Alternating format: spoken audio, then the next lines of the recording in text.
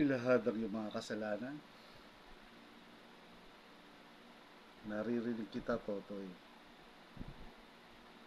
Narinig ko na mga kwento tungkol sa mabuti at masama mong gawa.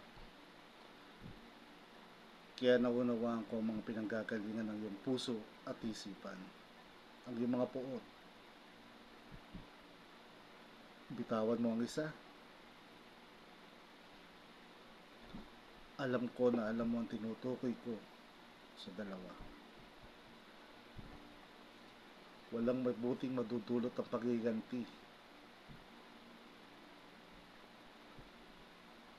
Ang paggawa ng masama ay lalo lang magbubunga ng maraming kasamaan. Tandaan mo, kapag ang tinatahak mo ay paghiganti, dalawa ang hinuhukay mo na libingan. Isa ay para sa iyo, isa ay para sa kaaway mo, at ang isa ay para sa iyo.